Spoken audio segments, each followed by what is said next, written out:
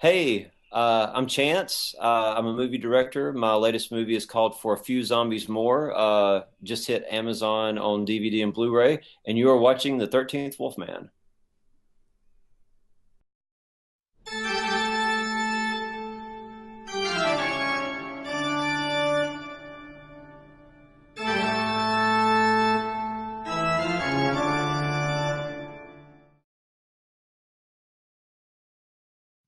Hey, everybody, it's the 13th Wolfman, and you know who I have with me today? I have Chance Shirley. Now, if you haven't heard of him, he's done a couple really, well, at least two really good, great movies I like.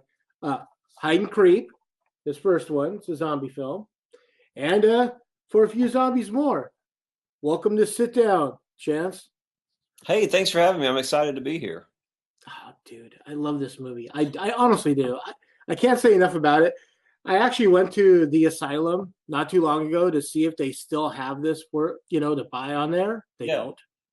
Yeah. It's I mean, I could tell you all kind of horror stories about the indie distribution business, but yeah, the deal with the asylum, we were with them back in the day before, they do all the Sharknado movies and stuff like that Yeah, now. And when we got with them, they were doing more. I guess it was kind of their early mockbuster days where, Tom Cruise had a War of the Worlds movie, so they made a War of the Worlds movie, next and wave. Yeah, and I think they might have picked up Hide and Creep because there was a Robert De Niro movie out at the time called Hide and Seek, and so maybe they thought they could cash in, even though they were completely different movies. But they actually dropped us. That deal didn't last long. They dropped us after a year or so, and we went another small, excuse me, distributor after that, and now the rights are back with us. So I was telling you earlier that our new movie, which is a sequel to Hide and Creep, just went on Amazon today, and hopefully we'll get Hide and Creep up on Amazon in the next few months. That's on our list of things to do. and today's a very significant day It is. It is because because it's Hot and Creep Day. in the movie, the November 20th is specifically mentioned. Exactly. It's the day. I think it was November 20th, 2004, because it's an old movie now. But that's the date of the zombie outbreak. That's the date where Chuck kills his first Right. zombie in his video store. So that over the years between me and my friends who have worked on that movie, that's kind of a little running joke with us that November 20th is Hot and Creep Day. And they mention it in For a Few Zombies More because you're nice enough Exactly. to let us review the movie. And it's a great. I just love the characters. I mean, I see a lot enough. A lot enough. I see enough independent uh, horror films out there where it doesn't seem like the characters are very well developed.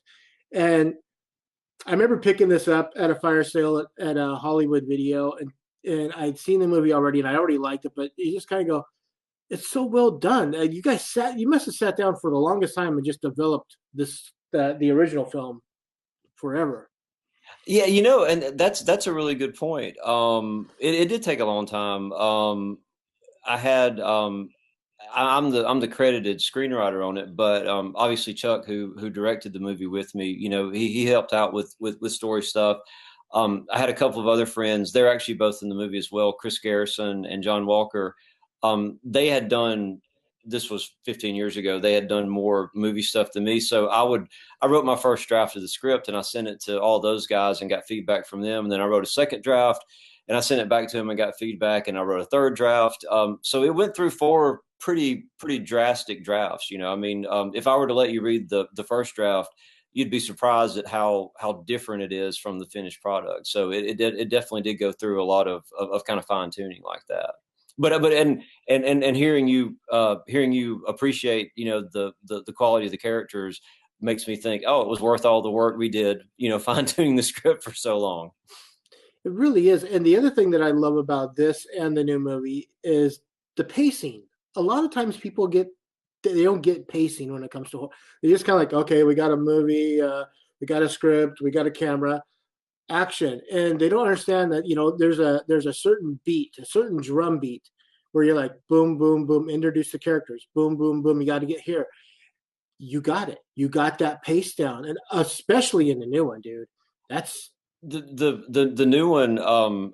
and I can get into a lot of detail on the new one, why it is the way it is if you want. But the rough cut of the new one was actually probably 100. It might have been like 105 minutes. It was a lot longer than we had planned on it being, and so we really fought. And fault is not the right word. We really debated a lot about what we had to keep and what we could get rid of. So we trimmed and trimmed and trimmed. So I think the fact that we kind of overshot the movie and then really trimmed it back down to 95, 96 minutes, I think that's one of the reasons why it kind of keeps moving. That being said, um, I, I get frustrated with movies where, especially with indie movies, where nothing happens. I know it's an indie movie, but I mean, we can still have interesting conversations and dialogue. We can still have good action, good Right. suspense, that sort of thing. So I feel like that you've got to get into your scene as late as you can, and you got to get out of the scene as early as you can. Because I think that's what people like.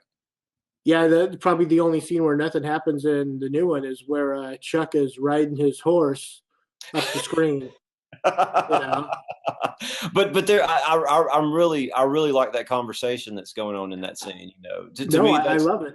to It's me that's it's one of my favorite little. But at that point in the movie, as you know, not to spoil it for anybody, but the action is really about to kick off.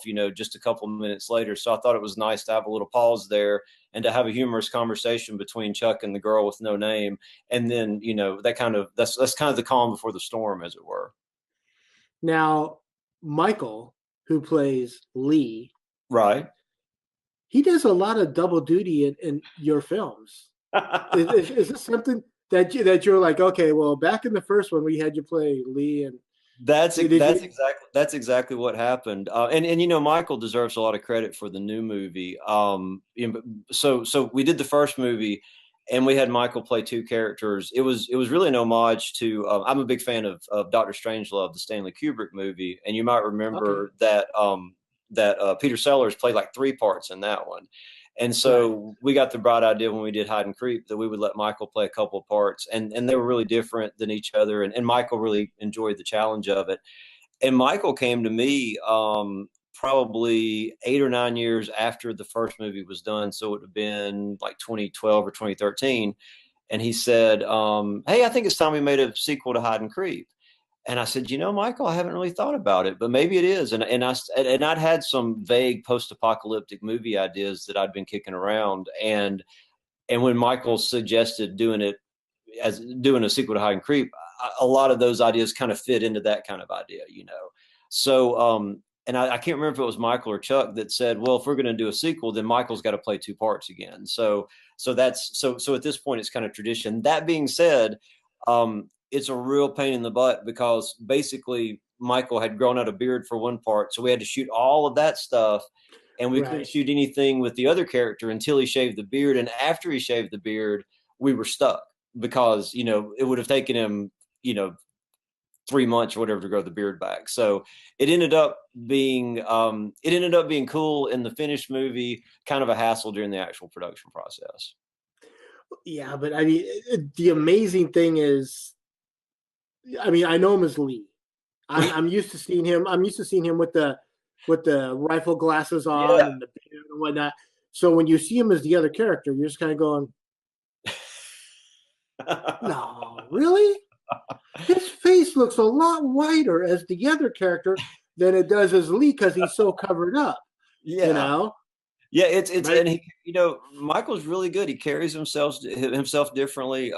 When we did the first movie, I was really proud. Our friend Eric Jambor, he runs the local, or he used to run the local film festival, and he was always a big supporter of ours, and was always encouraging us to finish our feature. And we finally finished it, and he showed it at the festival, and it was a huge screening, and we were all so excited. And I talked to him a couple of days later, and he said, wait a minute, did Michael Shelton play two parts, two separate characters in that movie? And I said, yeah. And he was like, dude, I did not even notice that. So he's been fooling people with that bit for a while. And I think as much as I like what he did in the first movie, the two characters in the new one I think are really fun because they're both kind of bigger than life characters, but they're completely different from each other. Yeah, I was gonna say, but they're completely opposites. I just so which is really Michael's voice? I just out of curiosity, does he Um, sound? does he sound more like the new character, or does he actually have that southern drawl of Lee? He really doesn't sound like either one of them. Oh wow. They're both put on. The best one, if you go back to the first movie, when he plays Michael, which is the he's kind of well, and Michael is the closest to the real Michael, but he's a little whinier, so he kind of pitched his voice up a little bit for that. So you would have to meet Michael in person to know what he actually sounds like. But the new movie, he sounds nothing like either of those guys. He could tell you all about where he came up with those voices, but it's really funny because they're just nothing like him. So you were saying earlier that that this movie's finally hitting Amazon today, Blu-ray, DVD. I mean, it's been out for a while. I mean, that's pretty exciting, man. Oh, it's very exciting. What happened with it was it premiered at our local film festival in 2015, I think it was. We were going to try to get it done in time for the 10th anniversary of Hide and Creep, and we missed it because independent filmmaking, the whole thing got out of hand Yeah. as it often does. And so we hit our film festival in 2015, and I spent a year or so trying to find a distributor, and just which really frustrated me because our first two movies got distributors, and I'm proud of those movies, but I really think the new movie's really good. I'm really proud of it, and I think it's the Yeah. best thing that we've done. And but distributors were just not interested, which was a shame. But so without a distributor, we started self distributing. Like I was telling you earlier, we put it on.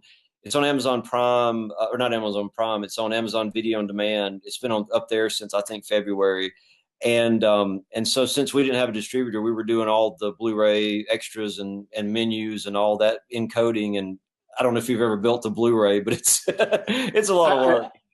I've never had to, but I mean, I honestly appreciate what people do it. I mean, it looks like a giant pain. Yeah, it's not, it's not breaking rock, but it's or digging ditches, but it's just slow and meticulous. And another thing was we wanted a lot of stuff, on the Blu-ray, and that took time. There's four short movie. The DVD doesn't have quite as much stuff because there's not as much space, but there's four short movies. There's two commentary tracks. There's one with me and Chuck, who are the directors, and then there's one with several of the actors. If you listen to that commentary track, you can actually hear Michael Shelton's real voice. He's actually on there, See, which is that's my number one special feature. commentary tracks. Commentaries. Oh yeah, I yeah. love them. I got. I don't know if you've ever listened to any of John Carpenter's tracks from like Escape from New York or The Thing that he did with Kurt Both of Russell. them. Yeah. Yeah, there. I mean, that to me is like the gold standard, and Chuck and I always joke that the best part of making a movie is when you get it done and you get to do the commentary track. So we have a lot of fun with those. But yeah, so there's some behind the scenes featurettes. We really tried to pack them out the best we could. So hopefully people that are into special features, hopefully people will get the Blu-ray and dig those. Does it have the reversible cover? We're actually doing video or it's disc on demand through Amazon. So that is not an option they offer, unfortunately. You get Wow. one cover and you get one cover and you like it. That's no, that's fine, but it just seems like that's the latest trend, you know. I Oh mean, yeah, whether I mean it's those Shout Factory discs always have. It's really fun because with those they do the original art on one side and then they have like the new art on the other the new side, so you commission can pick stuff, which one yeah. you like. So yeah, we're not. We haven't moved up to Shout Factory yet. We've tried. We've knocked at their door, but they have not answered our call. It's really weird because I mean, zombies are really the flavor of the last 10 years, you know. Yeah, it's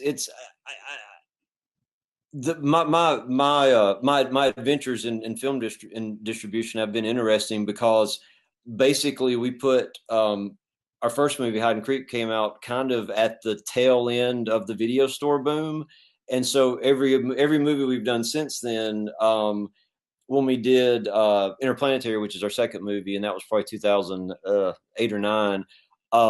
There was still a DVD and Blu-ray business, but it was really going down fast. Blockbuster and Hollywood were already out of business, and so now, 2018 it is.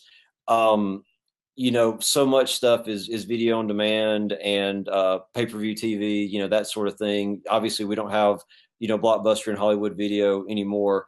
So yeah, I'm not sure if the I'm not sure if the movie couldn't find a distributor because the competition is so strong. When we made Hide and Creep, we shot it on film because video cameras were kind of awful back then. And now, anybody now you can shoot a movie on an iPhone that looks amazing, so it's a lot Yeah. less expensive to make a good looking movie now. So there's more competition out there.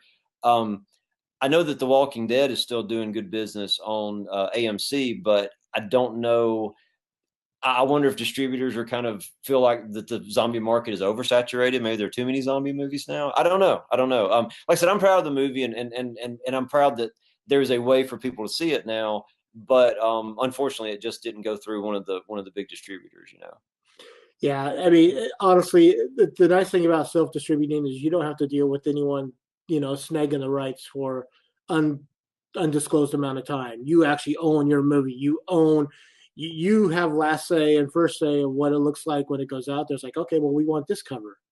Then they're like, well, no, we want this cover because this shows a female that's not in the movie whatsoever, you know, and it's a little more sexy. Yeah, I've had people on that they've actually had a cover where the company put out the cover. This scene does not take place in the movie whatsoever, Right. and so it's just it's. I've heard the horror stories, but yeah, I think it's awesome, man. I uh, burn on demand. I guess that's a way. I mean, that's a way to go. I guess I mean that works. You got to start somewhere, basically. You know. Absolutely, absolutely. Yeah, and I was Chuck and I were we were thinking initially that we were going to have to burn 1,000 Blu-rays and hope that we sold 200 or 300 of them, and I really like the for a small movie. I think disc on demand is great. If we sell 10 copies, we sell 10 copies. If we sell 10,000, we sell 10,000. But we're not having to really put a lot out up front to cover manufacturing. Um, and like it or not, I mean, Amazon's where it's at. I mean, I'd love to have the movie at Walmart and Target, but to me, if it's not on Amazon, it doesn't really exist. And I think a lot of people shop that way these days. So we don't have the excuse of people not being able to find it. Now it's easy to find. We just got to hope people actually take the time to go get it. I actually, when it comes to the more, I'm a huge horror fan, much like yourself. And when I go to try to find the more obscure stuff, I go to Amazon. I can walk into any Walmart I want here where I live, and they're not going to have a orphan vampires, you know. Right. But I can go on Amazon and pick up orphan vampires. I can go on there and pick up, any Jean Roland film or some Italian horror that I want because it's a specialty thing. Now I can go on there and pick up a Chance Shirley film, which is awesome. You absolutely can, yeah, yeah, and that's one of the kind of the things, kind of one of the shames about as Amazon has taken over so much more of just like the selling market. It seems like that the video departments in other stores have kind of shrank down. If you still have a Best Buy in your neighborhood, or if you go to Target, they're going to have all the huge, they're going to have the Avengers and the Spider-Man and the Daredevils and whatever that came out last week. And I love all those movies, but yeah, if anything that didn't have a budget of, $20 million or higher is never really going to set foot in a place like that. So, Yeah. so we're kind of, for better or for worse, we're kind of stuck with Amazon now. But I will say it, and Kevin, one of my co-hosts on the Wicked Horror Show, we'll both say it. We're both still to this day. They can have streaming all they want, but we're still both huge physical media guys. We Yeah. have those collections. Well, there's that, and I don't know if you heard there's a bit of a scandal. I guess it was a month or two ago where I can't remember if it was iTunes or Amazon. Basically, some company had sold some video on demand movies, and the rights holder of the movies, even though the person had bought the movie, the customers had bought the movie, they had decided that it wasn't going to be available digitally anymore. So, you paid $10 for the digital Yeah, version, and then the copyright holder said, you know what, we're not going to make it available through that platform anymore. But if you buy a disc, I mean, you've got the disc, and it's yours forever. exactly. So I, on one hand, sometimes I'm too lazy to get up and actually put a disc in the PlayStation. So it's nice to have streaming for that. But that being said, the movies I love, it's like the books I love. It's nice to have them around. And to this day, I know that iTunes does a little bit with like extra features and stuff, but you're not going to get 3 commentary tracks on an iTunes purchase. You're going to have to get the Right. Blu-ray for that. So another reason that this movie came to the another reason I looked you up to bring you on is because in October I do a 31 days of Halloween. I do it. I watch a movie every day and do a review on it on my YouTube channel. Right. And this was like middle of the week. I want to say like day 12, day 11, day 12. And as I was looking for, I wanted to do this year. I wanted to do stuff that not a lot of people are talking about. They could be big movies, but they're big movies. Like The Crow was in there. I never hear anyone talking about The Crow anymore. Yeah, yeah, yeah. And it's, but I'm like, I also want to do some of that obscure stuff. So I'm like, oh, Hide and Creep. I got to put that in there. And again, that's the reason why I'm like, what's been going on with this movie? How come I haven't heard any? And I just had to dig into it and find out. And I'm Yeah. glad I found out. I love the new movie, dude. Well, it's obviously, we made it we made it for ourselves, but we made it for those handful of people that really like hide and creep. I mean, that's the people we made it for. And yeah, I've actually talked to a handful of people who are fond of the first movie, and everybody's just had super great things to say about the new one. It's which you can people have hurt people's feelings with sequels. You know what I mean? People have made Yeah. sequels that have really rubbed people the wrong way. And we were really trying to branch out. So I thought that there might be the possibility that people might not like the new one, but so far, knock on wood, everybody's just been super great about it. So the next movie that you do, you got to bring back Catherine. Awesome actress. Yeah, we You just met. We actually met her on. There are a couple of shorts that I mentioned that are on the Blu-ray, and we met Catherine when we were. It was a short that Chuck directed, and we met Catherine when we were having auditions for that. She's trained in London. She's like super, super like sharp and knows her stuff. And she lives in Birmingham, Alabama now. And so we were like, oh my gosh, she's this amazing actor. She's right down the road. But yeah, I don't know, what, if we'll do anything else or what we'll do next. But Catherine is obviously at the top of the list. She's just great. and I love the fact that Mia Frost was back. Man, we all love Mia so much. She lives in New Orleans now. So Mia was awesome enough that she got on a bus and drove however many hours that bus ride is from New Orleans to Birmingham to like hang out with us for a weekend and be in the movie for like 5 minutes. Yeah, again, man, this is an awesome movie. It's just great to see a lot of the lot, not everyone, but a lot of the cast that were back. That made it back. Yeah, There was one thing I was going to ask you about. There was a zombie in a cop's uniform. right. Is that supposed to be the deputy from the first movie? No. The zombie in the cop's uniform, he was at the time the chief of police in one of the cities we were shooting at. So we were shooting Oh, in this great town called West Blockton, Alabama. A lot of the small town type scenes that it's supposed to be Thorsby, it kind of fills in for. Um, it was one of those things where a friend of a friend of a friend knew the mayor, and he was like, "Oh, I can get you into West Blockton anytime you need." And sure enough, we started talking to the mayor of this little town. It's probably an hour or so south of Birmingham, and he was super awesome. And then the chief of police down there was super awesome. The fire department was great.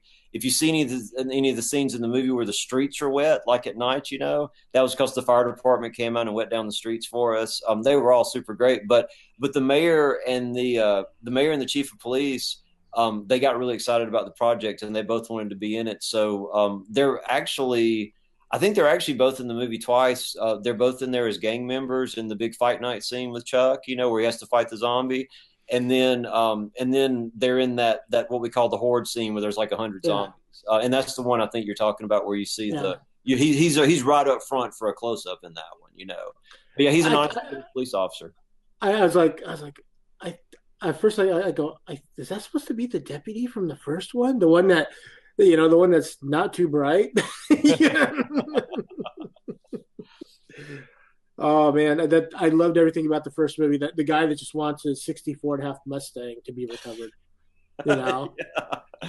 Yeah, those characters were all loosely based on guys I knew growing up. I grew up like some in Birmingham now, but I grew up not too far from the real Thorsby, Alabama, small town Alabama, and so there was always that guy who loved his car more than anything, you know, and was always, you know, tinkering and putting it back together. So yeah, yeah, that was my joke, was that, you know, I know it's a zombie movie, but it was all based on actual events. We just kind of added the zombies to kind of make it more interesting, you know. right, man. I know that we have to get ready to for the live show. So, Chance, I want to thank you, man, for coming on. I'm having a blast. We'll talk more about the new movie on the live show. But if you want anyone to follow you or on social media, where can they find you, man? So you know, our company is Crewless Productions, Crewless, and that's usually my social media handle. So I'm on Twitter at Crewless, and I'm on Instagram at Crewless, and Crewless.com is our website. It's not a very fancy website, but you can go there and find out where you can watch the movie and order the trailer and stuff like that. You mentioned the first movie. Just to let everybody know, if they go to Crewless.com, the first movie is streaming on Amazon Prime. You know, if you've got an account, it's streaming for free. And if you don't mind watching the edited for television version, you can watch the whole movie on YouTube for free as well. So, and I've got links to that at Cruelist.com if anybody wants to check it out. Or you can go out and pick up your own copy like this. If you See can this, find one. and you get disc art. Woohoo! Yeah. If you can find one. I think there are a few copies available used on Amazon these days. And like I said, Chuck and I are planning on we're going to do a disc on demand version of the original movie for Amazon as well. There's always so much to do, you know, it's on the list of things to do. So hopefully we'll get that out. Maybe we'll get that out on time for Hiding Creek Day 2019. We'll work on There that. you go. Again, Chance, I want to thank you for stopping by. So for Chance Shirley, of course, I am the 13th Wolfman, and I'm on the prowl.